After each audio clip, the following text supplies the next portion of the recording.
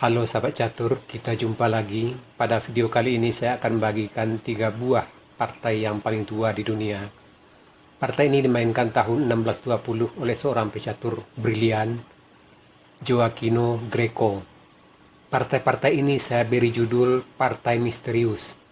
Sebab di sini yang ada cuma nama Greco saja, sedangkan nama lawannya tidak ada. Bisa jadi Greco ini hanya menulis permainan dia dan tidak menulis nama-nama lawan dia. Sehingga database catur dunia hanya mempergunakan nama NN atau no name untuk lawan Greco. Sekarang mari kita mulai partai yang pertama.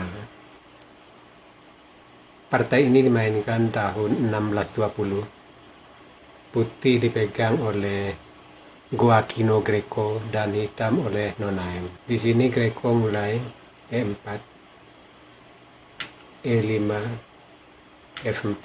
Ini adalah pembukaan gambit raja yang sangat tajam. Hitam gajah C5, putih kuda F3, bidak D6, putih bidak C3, hitam menteri E7, bidak maju D4 mengancam gajah, bidak pukul bidak, putih bidak pukul bidak D4, hitam menteri pukul bidak E4 skak. Di sini hitam melakukan langkah yang lemah. Lebih baik di sini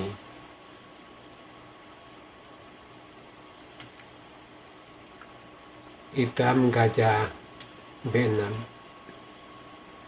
putih kuda C3, gajah G4,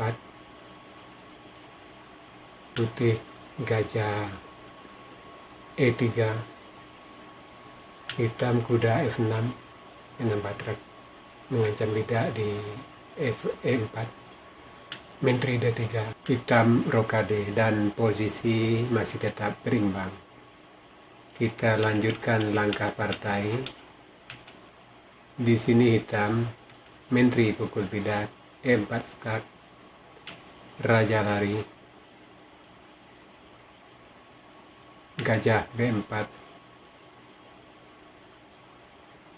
putih bidak A3 mengancam gajah, gajah A5, bidak B4 mengancam gajah, gajah B6, putih gajah B5 skak, raja F8, benteng E1 mengancam menteri, menteri ke F5 sambil mengancam gajah di B4. Dan di sini Greco benteng E8 skak mat. Sekarang partai yang kedua dimainkan tahun 1620. Putih dipegang oleh Gioacchino Greco dan hitam oleh Noname. Di sini putih E4, hitam E6, D4. Ini adalah pertahanan Prancis.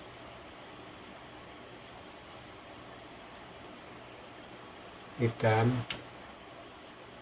kuda F6 mengancam bidak di E4, gajah E3 mengelung bidak E4, kuda F6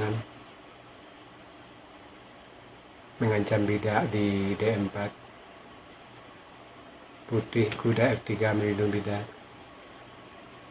hitam gajah E7 persiapan rokade, putih bidak H4 menyerang liseu raja, hitam rokade. Di sini sebenarnya hitam melakukan langkah yang lemah. Lebih baik di sini kuda B4 mengancam gajah, putih bidak maju mengancam kuda, kuda pukul gajah skak, menteri pukul kuda, kuda D5, Bida C4 mengancam kuda. Kuda B4 mengancam menteri. Menteri E2. Hitam bida D5. Sampai di sini posisi masih tetap berimbang. Kita kembali ke langkah partai. Di sini hitam rokade. Putih bida maju E5 mengancam kuda. Kuda D5. Di sini Greco melakukan kombinasi gajah pukul bida H7 skak. Raja pukul gajah. Kuda G5 skak. Gajah pukul kuda. Bida pukul gajah skak. Raja G6. Menteri H5 skak. Raja terpaksa ke F5. Menteri H7 skak. Bida terpaksa tutup. Menteri H3 skak. Raja E4. Menteri D3 skak mat.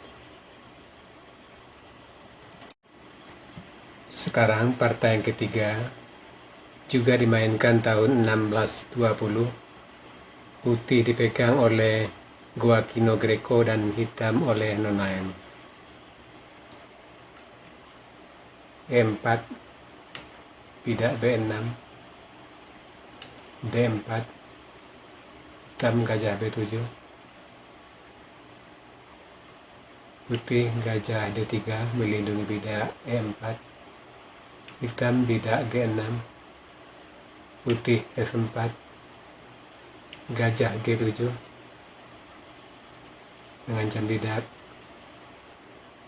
D4, gajah E3 melindungi bida, kuda C6 menambah tekanan terhadap bida D4, kuda F3 melindungi bida D4,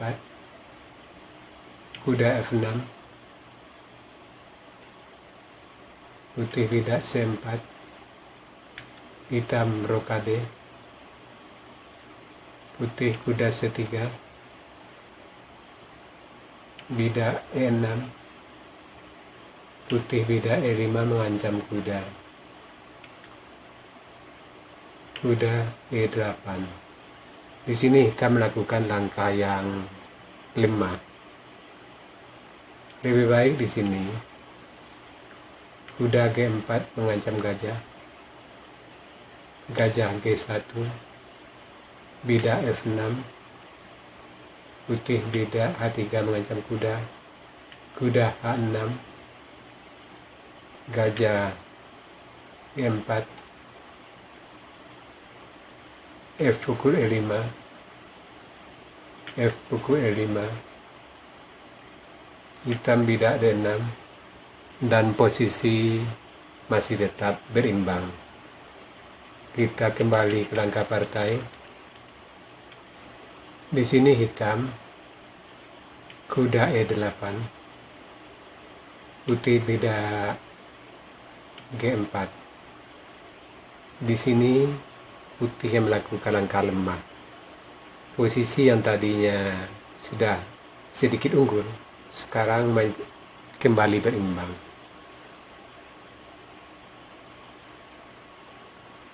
Sebenarnya di sini lebih baik gajah E4, hitam bida F5, gajah D3, menteri E7, putih rokade, dan posisi putih lebih unggul. Kita kembali ke langkah partai. Di sini bida G4, hitam bida D5, C pukul D,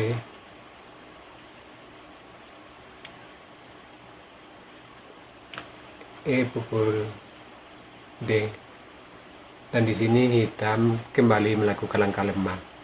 Posisi yang tadinya sudah berimbang, sekarang posisi putih kembali lebih baik daripada hitam.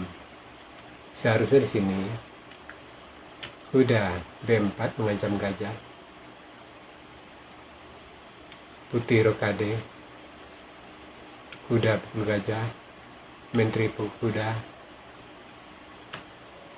gajah pukul bidak D5,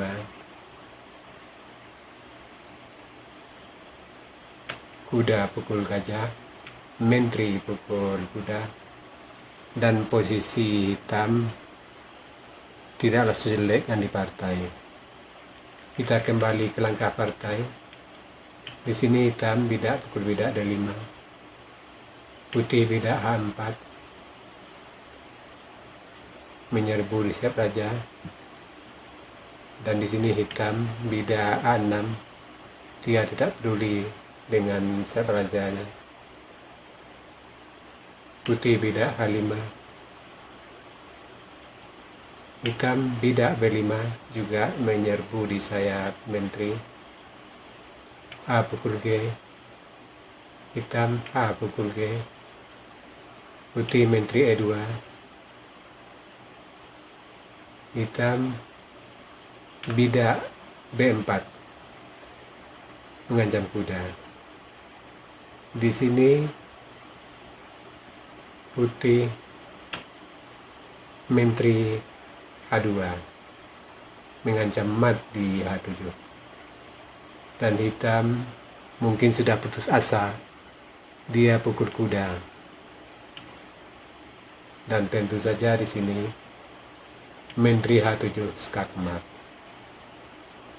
Tetapi seandainya pun hitam tidak memukul kuda, posisi hitam tetap kalah. Coba kita undur 2 langkah. Di sini seandainya hitam tidak pukul kuda, tentu langkah yang paling logis untuk hitam, bidak maju F7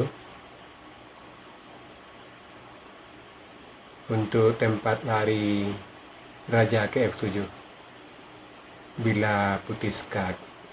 Tapi di sini putih tentu gajah pukul bidak G6, dan hitam untuk menyelamatkan raja tentu benteng F7 supaya ada tempat lari raja ke F8.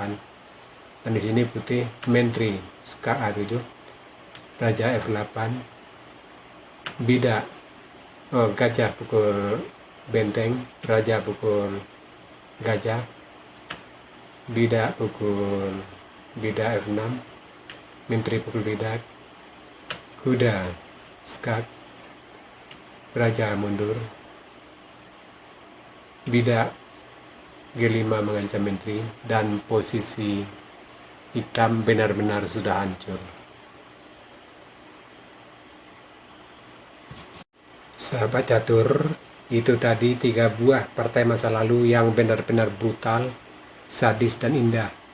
Semoga partai-partai seperti ini bisa menginspirasi Anda dalam bermain catur. Sekarang kita masuk sesi puzzle. Tema puzzle kita kali ini pinning atau mengikat. Silakan Anda cari langkah terbaik putih di sini dan berikan jawaban Anda di kolom komentar. Untuk jawaban yang benar, saya akan mengepinnya agar sahabat catur lain juga akan mengetahuinya. Oke sahabat catur, sampai di sini dulu video saya kali ini. Terima kasih buat Anda yang sudah menonton. Sampai jumpa.